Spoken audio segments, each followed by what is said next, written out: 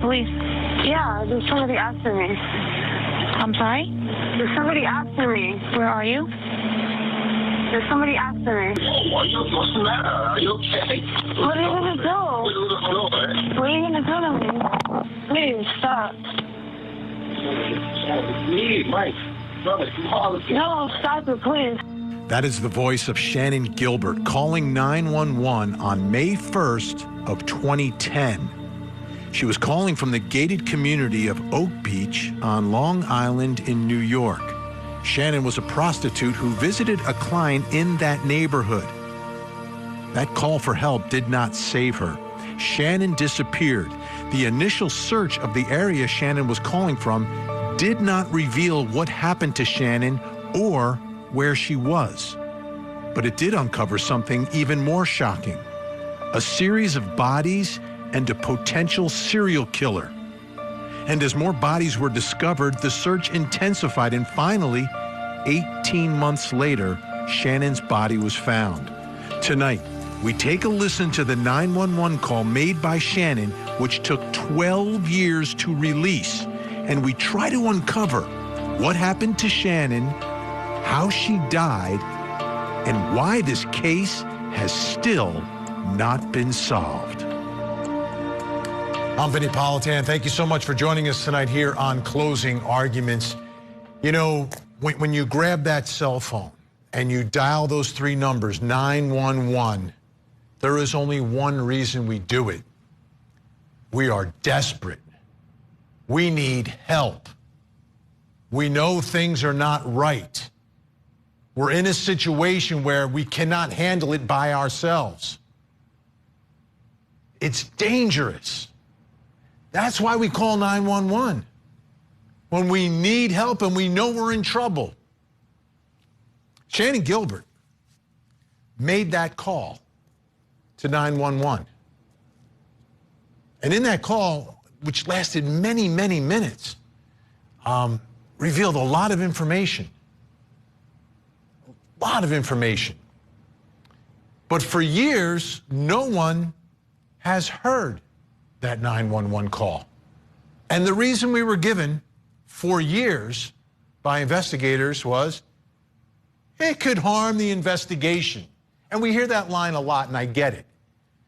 Maybe in the first 24 hours, the first 48 hours, maybe the first year, maybe the first couple years. But when you're talking about more than a decade and you still haven't come up with an answer, we're not harming anything. Because it's clear that investigation is not getting it done. So now, it took a judge's order to get that 911 call released. Shannan Gilbert died that night. And no one's been held responsible. There hasn't been an answer as to what happened. But not only did she die, I mean, there was body after body after body that was all discovered in this area in Long Island, New York. And we're not even close to figuring it out, I don't think. But it took a judge to order it. Then it took like another couple years. And finally, we're starting to learn a little bit more about what happened the night that Shannan Gilbert died. I'm going to play for you some of the most important parts of that call right now. Let's take a listen. State Police, Trooper Fry. State Police. Yeah, there's somebody after me. I'm sorry? There's somebody after me. Where are you? There's somebody after me. Okay, where are you?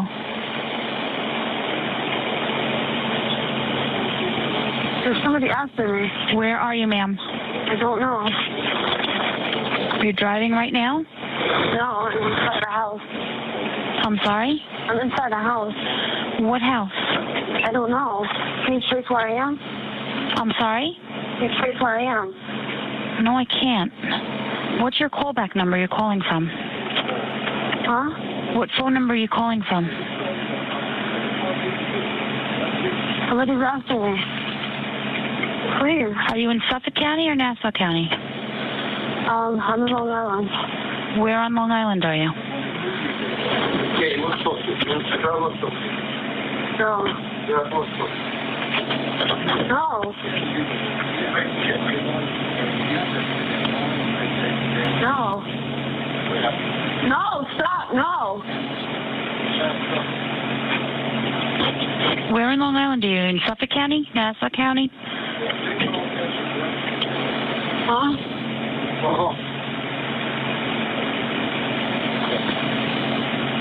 Why?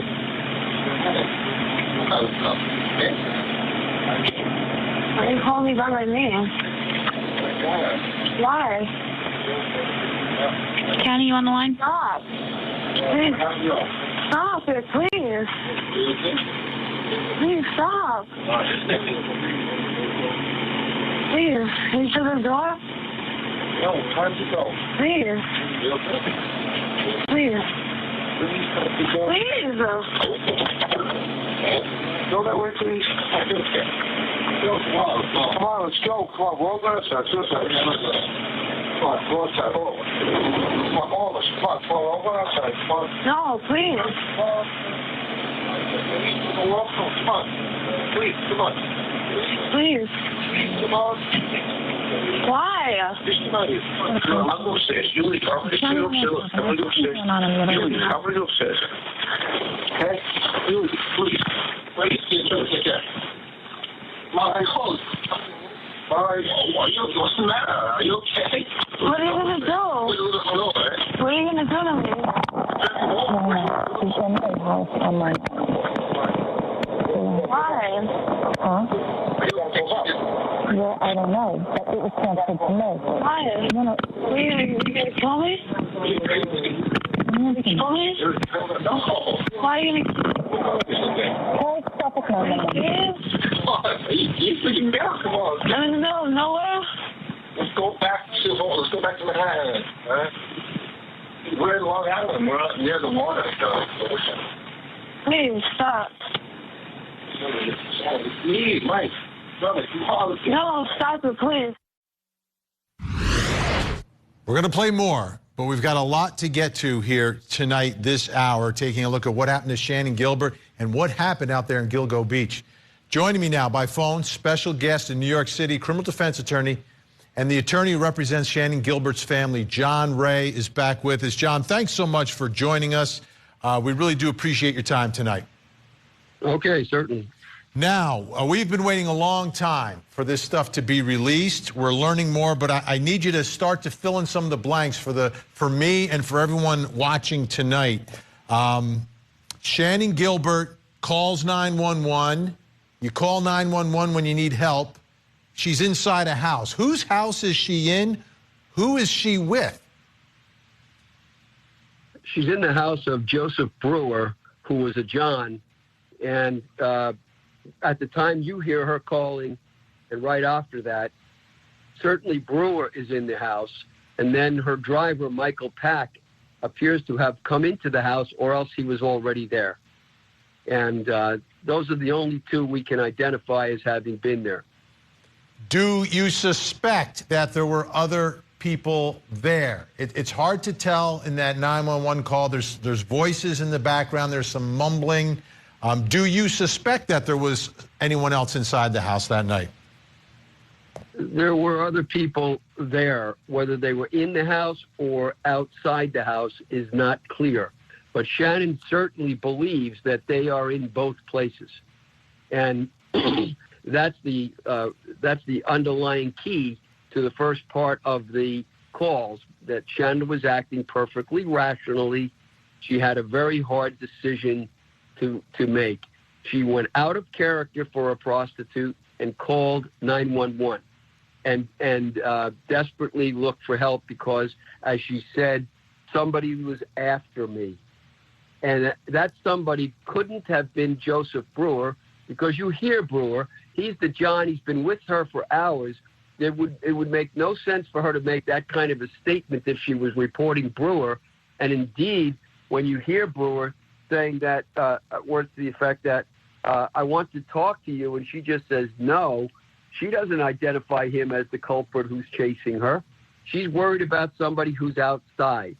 And you can hear that in the following parts of the tape, certainly. So she has to make what you might say is a Sophie's choice.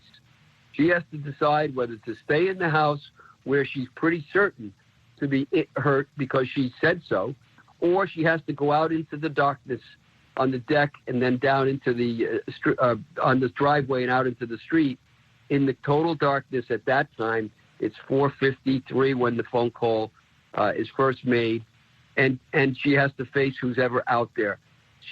Which do you choose to do if you were her? And so you choose 911. Makes perfect sense. She doesn't.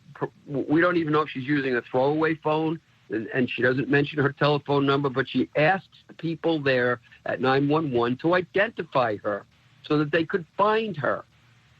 All of that makes perfect sense when you are under the threat of your life. And so when she bolts finally out of the house, which you will hear on that tape, it makes perfect rational sense to have done that. And then you hear the blood-curdling screams. So, that's so far, that takes you through it so far as I see it. So give me a little more background. What is Brewer and Michael Pack? Michael Pack is the driver she had that brought her from her home out to Long Island? Yes, Michael Pack is an escort driver. That's what he does. He takes the place of the old-fashioned pimp. And he drives her in her SUV from Manhattan after midnight out to Oak Beach. It is highly unlikely that he, who is very concerned with money, every penny of money, would have taken that trip using the gas all the way out to Suffolk County in the pitch of the night for a small amount of money. And to have made that arrangement all by telephone and trusted that he would have been paid. That doesn't make any sense. What does make sense is that this was a prearranged meeting. And the more details than that, we do not know, and the police haven't discovered. So wait. What happened is, let me follow up on that, because I want to make sure I'm following you here. Are you saying a prearranged meeting, something beyond the time she spent with Brewer? Something else was arranged. Certainly Brewer was involved in it, but for Shannan to travel all the way out with Pack in that SUV would not ordinarily have occurred unless there was a prearranged meeting and there was a fairly good sum of money involved. Remember that Shannan normally has 2-hour trysts, and this tryst lasted for 4 hours, 3 to 4 hours. So according to Brewer and/or Pack, they claim that she agreed to do extra time once she got out there. That's not likely either, especially because Brewer has claimed publicly a number of times that when Shannan arrived, he didn't want to have anything to do with her because she looked like a man and he wouldn't have any kind of relations with her. He claimed that. That's hogwash. And so there are lies being told about the whole thing by these people who were involved. And these lies have never been pursued by the police in any capacity. Nonetheless, Brewer is the guy and who allegedly hires her. And when she gets there at some point, she and you won't hear it on the tape, but before the tape, she and Brewer leave the home of Brewer and drive in Brewer's car. We don't know exactly where, but the claim is that they went to go to a CVS to pick up certain items and then bring them back. That's not likely, but that's what is said. But both Pack and Brewer claim that they left with Shannan earlier, and the telephone records we have support that point. And then they came back, Brewer and Shannan, to Brewer's home. So Shannan shows no fear of Brewer. She goes in his car. She goes in his house. She stays with him for almost 4 hours. He can't be the person who she says she's afraid that somebody is after me. He can't be. It has to be somebody else. We've got more of the 911 call, and it's finally been released. We're going to play it. John Ray is going to stay with us. Don't go anywhere, folks. We're diving deep into this tonight. Plus, coming up next hour. In Low Country, South Carolina, the Murdaugh family murder mystery. They are calling it the biggest case in the state's history. Alec Murdaugh, an attorney and member of a prominent family with strong influence, sits in jail tonight, charged with a series of financial crimes. But now, the investigation into the double murder of his son and wife is heating up. Are prosecutors getting closer to charging someone? And will they charge Alec Murdaugh? Tonight, we take a closer look. Okay, and are they breathing? No, ma'am. Okay, and you said it's your wife and your son? My wife and my son. They're for free at thezebra.com now.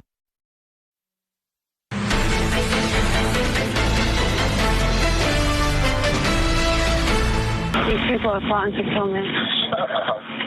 Where are you? What's your address?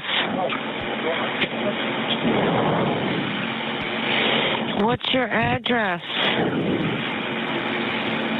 My address. What's your address? Oh, Mike, stop, Mike. Here. Mike, stop. Mike, stop, Mike. Mike, stop it. Where are you? Mike, stop it.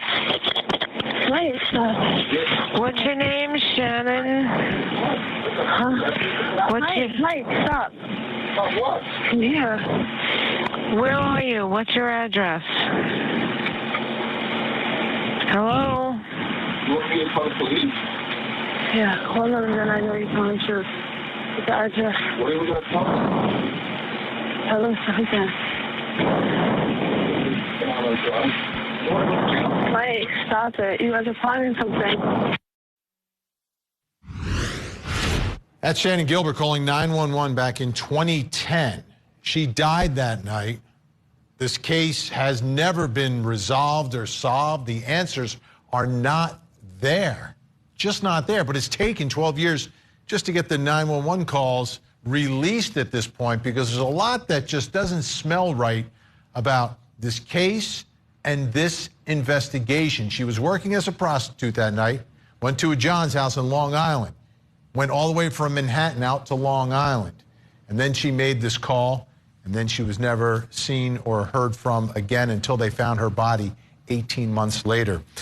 John Ray is still with us. He's representing the family of Shannan Gilbert.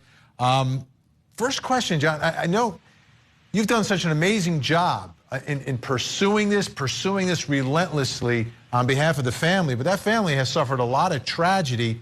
Does Shannan have any family left that is waiting for an answer here? Yes, Shannon's sisters, Cherie and Stevie, they still are alive. Her sister Sarah is alive, but she is incarcerated in a mental facility. And she, as you know, she slew her mother, Mary Gilbert, Shannan's mother as well. And partly because she had lost her mind due to Shannan's death. So there's many more. There's two other deaths involved in this case in that respect, ironically and sadly. Taking such a toll on the family. As we listen to that 911 call, I heard some laughter at one point in the background. Right. She's saying, these people are trying to kill me. Right. It's a gated community, right? So is there any record kept of who comes in and who comes out? Have all the people from that community behind the gate been interviewed? What are your thoughts there? There were cameras, security cameras, at least two of them at the booth in the entranceway to the community. And those cameras were on, working that night. When she came and whoever left, they would have filmed. These cameras were in the charge of Dr. Peter Hackett, who's one of the people who lived in Oak Beach at the time. And he was also an officer in the association board. He caused the tapes to be erased so that the police never got them. Police didn't even come for them until some 18 days after Shannan's disappearance. And in that time, they were all erased. There were several community members directly involved in this case and involved in seeing Shannan, and nonetheless, they were ignored by the police. The police did a very light touch investigation, and to this day, that's the way it's been. Now, the other part of this story that grabbed even more headlines were the fact that once they started searching for Shannan, they discovered body after body after body. I want to play a little bit of Geraldine Hart, Suffolk County Police Commissioner, talking about those other bodies that were discovered and how it relates or doesn't relate to what happened to Shannan. Let's listen. Are you changing your position now on whether or not Shannan Gilbert may have been victim of this killing spree? So we've constantly said, and I can tell you at least for the time that I've been involved with this investigation since 2015, that she does not match the pattern of the Gilbert Beach homicides. But again, I want to emphasize to everybody here, we let the facts dictate where we're going to go with this investigation. It's very dangerous to speculate or come to conclusions before all the investigation is completed and the evidence is reviewed. All right, John, I'm interested in your thoughts on all the other bodies that were found as they were searching for Shannan and ones they found subsequent to that as well. Do you see a connection here? There's indubitably a connection amongst all of them. It's almost impossible to imagine rationally that they're not connected. Several of the bodies, the body parts or their trunks, as depending on the person, are found in Manorville, which is a wooded area further out in Long Island, and their other parts are found along Oak Beach, along Ocean Parkway from Oak Beach to Gilgo Beach and all the way down to Nassau County, the next county over. And there was a baby found who was matched up with a mother who was found miles away along the same strip. And there was also an Asian male, cross-dressing, allegedly, Asian male found as well along that strip. They all have similar patterns. The throat seems to have been the focus of whoever did the killing. In Shannan's case, she too was, like the others that they could identify, she was a sex worker, and her throat appears to have been damaged as well. She had a bone that's known as the hyoid bone in her throat. Everybody has one of those. It's the only bone that's not connected to any other bone in the body. It's very difficult to reach. Shannan's hyoid bone was snapped at both ends. It's a U-shaped bone, small, and it had a hole virtually drilled right through the middle of the bone. That the snapping of the bone is indicative of a homicide. Some of the other women who were found were also found having been either strangulated or suffocated. One of them we know was suffocated with her underwear having been stuffed out her throat. So there are commonalities in all of these things, and the dismemberment of some of them is common from one to the other. They stretch out in terms of their disappearance over years. But they're all found. In fact, 4 of them are found in tandem with burlap, either taught, it looks like burlap was placed over them in the spots where they were found along Ocean Parkway. So they're related for sure. They're all related. And there's very likely more than one person involved in these killings. It's unbelievable to hear the investigators saying there's no connection here. There's no commonality between this sex worker's death and the death of the other ones who are all lined up along the strip there in Gilgo. I mean, it's mind-boggling to even say that. Well, you say so because you're an objective observer, but if you listen to the police department from the get-go on this case, a police department that was thoroughly sexually and otherwise corrupted from the top down, from their police chief down, he having spent time in jail and having solicited prostitutes on his journey through the police. You take their word. They want you to believe the absurd. They want you to believe that of 11 people, of whom most of them were identifiable as sex workers, and the others weren't identifiable one way or the other. You're supposed to believe that they're all lined up on the same narrow strip of parkway along a waterfront, and all of them in the same work, all of them with very similar patterns of dismemberment and throat injuries, all of them, including Shannan Gilbert, in the marsh on one side or the other of the parkway.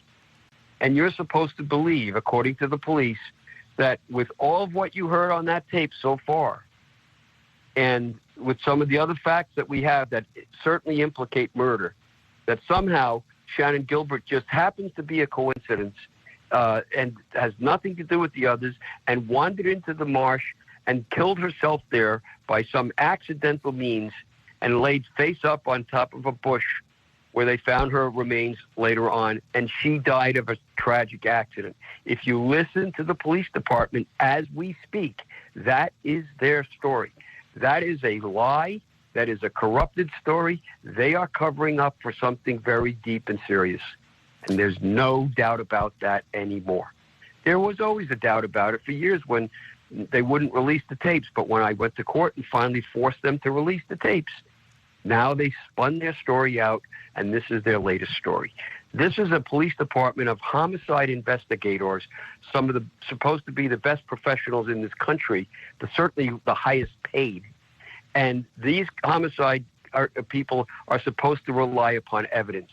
They themselves admit they have no evidence whatsoever that Shannan Gilbert died by accident, yet that is the spin they want you to believe. They massage the evidence into basically a false stance, and thereby try to convince the public of the utterly absurd that this girl died by accident instead of by homicide. Yeah, because that would disconnect her from all the other bodies that are there, and all Correct. of a sudden make it completely different. All right, we're going to take a short break. We've got more to get to, more of the 911 call. We'll bring in some additional investigators. John Ray staying with us. Don't go anywhere.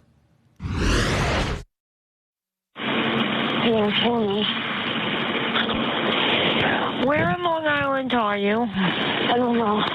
They're going to kill me. Are you in a house? Are you in a house? Yeah. Whose house is it? I don't know.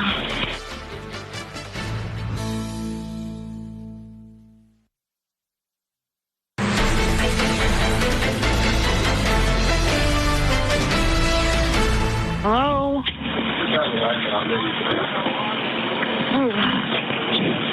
Hello? Please. What's the problem? What's the matter? What happened? Hello? Please, get me out of here, Lee.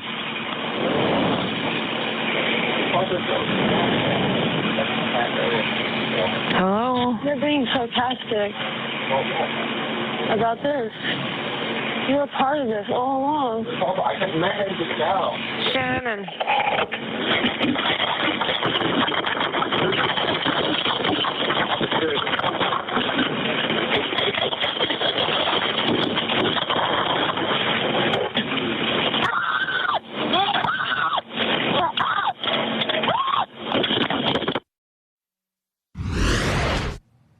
Shannan Gilbert called 911. She needed help. You heard her scream. She didn't survive that night. It was 12 years ago in 2010. Finally, the 911 call has been released. We're talking about it tonight. Let's bring in our guest still with us, the attorney who represents Shannan Gilbert's family, John Ray, is with us. Joining us now in New York City, private investigator, founder of Black Ops Private Investigators, former New York City police officer Manuel Gomez is with us. Also in New York, former New York City Assistant Commissioner, former NYPD Sergeant Special Assignment, Dr. Keith Taylor. And in Jacksonville, Alabama, professor of forensics at Jacksonville State University, former senior investigator for the Fulton County Medical Examiner's Office, and the host of the Body Bags podcast. Please check it out. Please download it. Joseph Scott Morgan is with us. John Ray, what we just heard, that screaming, the running, she's outside.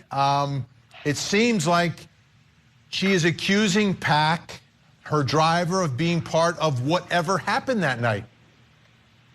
Yes, she is. She tells him she says to him sarcastically, "Are you part of this?" or words to that effect. And he leaves, or apparently goes outside, and then when she bolts and runs outside, you hear those blood-curdling screams, but you don't know who caused it. And then she continues to run.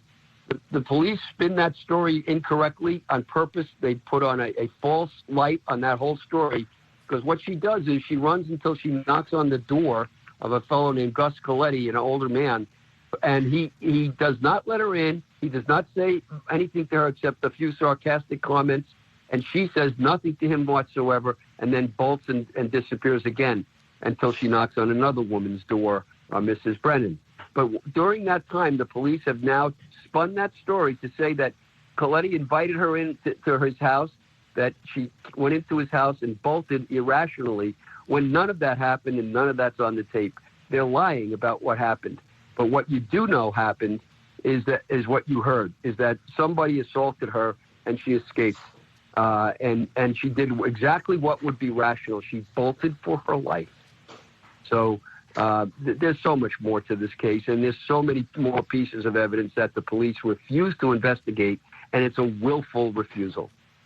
Joseph Scott Morgan, I wanted to put up on the screen for you part of the report from Dr. Michael Bodden, who did an independent evaluation of what happened to Shannan Gilbert. And this is what he found. Almost all of the skeletal bones were recovered and appeared normal. There was not evidence of trauma. However, the larynx was missing, and only the body of the hyoid bone was found. The two greater horns of that neck bone were missing. These structures, the larynx and the hyoid bone, are often fractured during homicidal manual strangulation. My examination of the recovered body of the hyoid bone after it had been anthropologically defleshed showed a roughness at the margins where the separated horns had been attached. It is my opinion, based on the circumstances of Shannan's death and the materials I've reviewed, that there's no evidence that she died of a natural disease, of a drug overdose, or of a drowning. There's insufficient information to determine a definite cause of death, but the autopsy findings are consistent with homicidal strangulation. What are your thoughts tonight? Yeah, isn't this fascinating? You know, you've got Suffolk that's saying that, they've apparently opined that this was a drug overdose, and, oh, by the way, she drowned as well. Well, what are you basing that upon? We're talking about skeletal remains. How'd you draw toxicology to make that conclusion? Maybe she had some kind of history of drug usage in the past. And while we're talking about it, how'd you come to the conclusion that she drowned? Did you examine her lungs? No, I forgot. There are no lungs. She was skeletonized. Did you examine her inner ear? No, because there's not going to be anything there. That's one of the things we look for in drowning. But what Dr. Bodden did conclude is that after he finally got his hands on the hyoid, remember, they've already examined this. They talked about the defleshing. That's one of the things that the anthropologist does. He finally got his hands on the hyoid and was able to examine it. And interestingly enough, the horns were missing. And as counsel had mentioned earlier, this bone, the hyoid bone, is the only non-articulated bone in the body. It simply is there to anchor the tongue then. And this sits way, way high up in the neck. That's why you always talk about, with manual strangulations, one of the things that people look for in my field in medical legal death investigation, has someone C-clamped this person? Have they throttled them so high up in the neck that they're going to pop this bone? They're going to crack it. And apparently Dr. Bodden is opining that after he's seen this defleshed hyoid bone. Manuel Gomez, private investigator. Your thoughts about the police department out there? There's been a lot of skepticism about them. Some of the folks have gotten into a lot of trouble out there. What happened here? What happened? Why can't this thing be solved? Why is the investigation gone the way it's gone? Well, it could have been solved if they wouldn't have dropped one major ball in this case. And one of that was all 5 of these women had online aliases, and they were being sex trafficked online. Like, for example, Babylon Escorts, where they sell women and they advertise the prices. All of them were doing this. All of them had the same John Doe initiating contact with them, trying to hook up with them. The police department failed to subpoena these internet services, these escort sex trafficking services that would have showed the connection that all these women had the same guy reaching out to them, or the same men. Unfortunately, they dropped the ball on this. And I know this personally because, like I said, I have done numerous cases in Long Island for sex trafficking, and these sites are still up. And one of them, you can go on now, it's Babylon Escorts. They not only sell the women, but they star rate them. It's insanity. And this is, it's a shame because, you know, this girl was on the call for 22 minutes with 911. She was asking for help. Now listen, anybody knows Gilbert Beach and Long Island, that area, a cop call could have responded within that time frame. The fact that the ball was dropped on so many levels, and the fact that they did not subpoena, and to this day still haven't subpoenaed the internet sites that all 5 of these women were on. And the sad thing is that the records stay on these sites between 6 and 8 years. The ghost image stays on their hard drive up to 10 years. That evidence is still there, and it has not been researched, and it is a shame. Dr. Keith Taylor, your thoughts about what's going on here with the investigation, because that's the other part of this story. I mean, if it's not for John Ray, this thing just gets swept under the rug and, oh, it's just another prostitute. Nobody cares. And it just doesn't seem like there was enough effort or some level of perhaps not wanting to find out the truth here. Well, I think what you see in terms of having a multi-agency task force that includes the FBI and the sheriff's office and the police department and others, the fact that the department is now dedicating these significant resources to gain more information and you know, utilizing social media, dedicating a website just to this case. Speaks to the significance of the past problems with the case, and so there were you know, a myriad number of problems both with the police department and the decisions that they made in terms of not including the FBI until, you know, later in the investigation. But I think that the one thing that may be helpful is the fact that they are continuing this effort to try and reinvigorate this investigation. All right, our guests are staying with us. We've got more to get to, plus still coming up next hour, we've got more for you on the Murdoch murder case down in South Carolina. Don't go away. In New York City, a bodega clerk is charged with murder after he was attacked by the man he stabbed. Why isn't this self-defense? The think tank weighs in. It's gonna be great.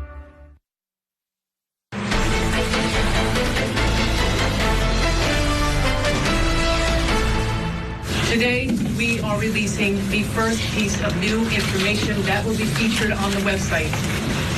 A significant piece of evidence found at one of the crime scenes along Ocean Parkway.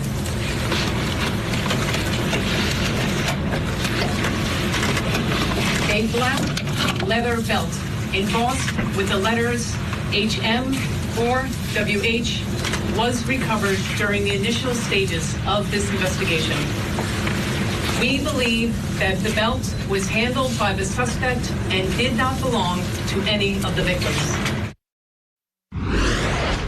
How big of a clue is that? You've got initials, and like anything else in this case, it could be HM, it could be WH. Let's bring back in our guests, John Ray, Manuel Gomez, Dr. Keith Taylor, Joseph Scott Morgan with us. John, let me ask you, anyone associated with this investigation or from the neighborhood or anywhere else have those initials, HM or WH? Yes, and we've identified at least 2 people who share those initials to the police. They've not interviewed the persons who have those initials and have been high-profile suspects in this case before. And the police have refused to interview them. Instead, they held press conferences, 2 of them so far, in which they announced facilely that they have all these other people like the FBI and so on actively working on this. That's not true. Nobody has been interviewed in the Oak Beach community since they claimed that they were having this investigation. They wrote off Shannan Gilbert as a tragic accident with no evidence whatsoever. And you'll notice at both press conferences, the key person was missing, and that was the district attorney of Suffolk County. He did not participate in that. I don't think we're being treated in good faith here. I do think there's a serious cover-up, and I never used to say that until recently when I've seen some of these developments. There is a police cover-up here, and it needs to be broken. Joseph Scott Morgan, if you've got a belt, you've got initials. You've got a lead. Can you get any forensics off that belt? And isn't the most important thing to talk to someone who has the initials HM or WH? Yeah, you would think that you would begin to narrow things down. And also looking perhaps at the histrionics, associated with belt, the point of origin. I think from a forensic standpoint, from whence was this belt created? Was it at a shop? Is it a custom belt? Is it something that is unique to that particular area? Or is it something that can be purchased anywhere and perhaps had the letters placed upon it at a later date? Was it something that was specifically constructed? And also, you begin to think about dimensions here, Ben. Belts are made for specific waist sizes. Who actually fits in to these parameters relative to the inches of this belt? Who's using this thing to hold their pants up, or who's using it to commit a crime with? Dr. Keith Taylor, why wouldn't you speak to everyone or anyone with those initials?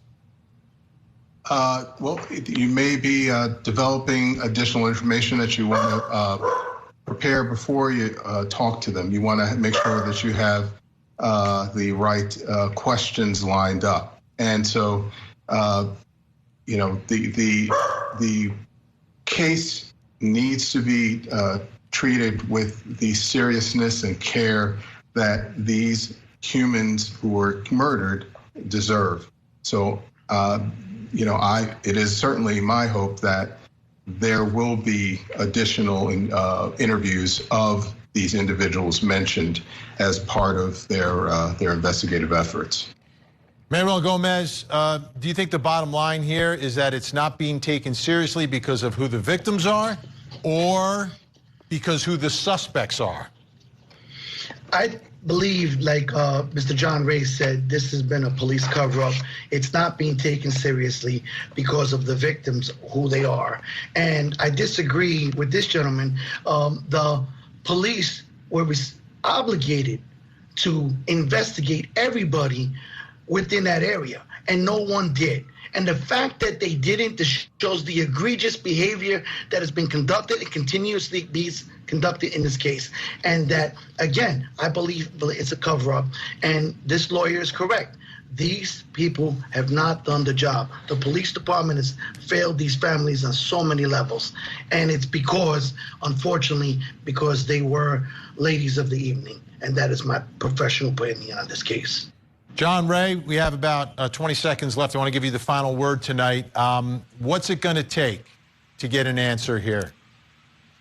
What it's going to take is that Rodney Harrison, the police commissioner of Suffolk County, has got to break the blue wall and stop the nonsense with the police department's cover-up.